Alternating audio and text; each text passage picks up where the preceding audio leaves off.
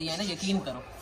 ये देखो, इसको तो मैं खुद हैंड टेम करूंगा, जब समझ आएगा वो देखेगा ना, उसके साथ प्रैंक करेंगे, देखना अभी। तो अभी मैं इसको रख देता हूँ।